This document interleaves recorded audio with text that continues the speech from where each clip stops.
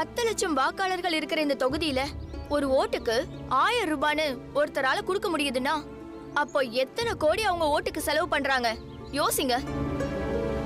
இத்தனை கோடியை இறக்கிறவங்க ஆட்சிக்கு வந்தா அவங்க முதல் நோக்கம் என்னவா இருக்கும்? போட்ட பணத்தை வட்டியும் முதலுமா சேர்த்து எடுக்கணுங்கிற எண்ணம் மட்டும்தானே இருக்கும். அரசியல்ங்கிறது என்ன, பணம் சம்பாதிக்கிற தொழிலா? ஆனா அப்படிதான் ஆக்கிட்டாங்க.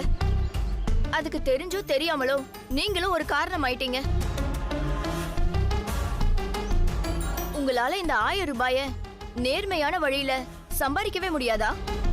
இல்ல இந்த 1000 ரூபாய வச்சுதான் காலத்துக்கும் வாழ போறீங்களா? கடுமையான வார்த்தையில சொல்லணும்னா அசிங்கத்துல கிடைக்கிற காசு அது கோடி ரூபாயா இருந்தாலும் நாம தொடுவோமா? நம்ம காலத்துக்கும் அது அருவருப்பா இருக்காது. அப்படி ஒரு அருவருப்பு தான் ஓட்டுக்கு காசு வாங்குறப்பவும் நமக்கு இருக்கணும்.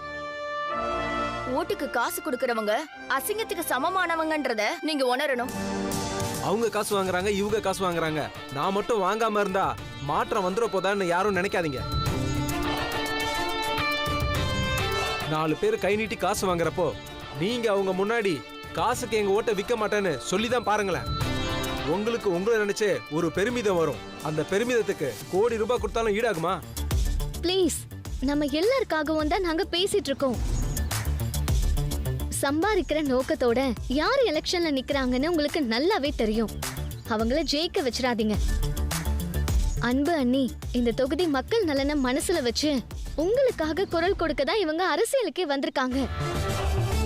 இந்த மாதிரி நல்ல எண்ணத்தோட வரவங்கள ஆதரிச்சு அவங்களுக்கு உங்க சப்போர்ட்ட ஓட்டு மூலமா காட்டுங்க. அவங்கள ஜெயிக்க வைங்க. அவங்க ஜெயிச்சா நம்ம எல்லாருமே ஜெயிச்ச மாதிரி. உரிமையா நீங்க அவங்க கிட்ட கேள்வி கேட்கலாம். எல்லாரும் எல்லா நேரத்திலையும் அவங்கள ஈஸியா சந்திக்க முடியும். மக்களோட மக்களா கலந்து நிக்கிற குணம் உள்ளவங்க அவங்க. தயவு செஞ்சு இவங்கள ஜெயிக்க வைங்க. இப்ப சொல்லுங்க, ஓட்டுக்கு காசு வாங்குவீங்களா? இனிமே இந்த தப்ப நாங்க பண்ண மாட்டோம். எங்க ஓட்டு அன்புக்கு தான். என்ன சொல்றீங்க? ஆமா, எங்க ஓட்டு அன்புக்கு தான்.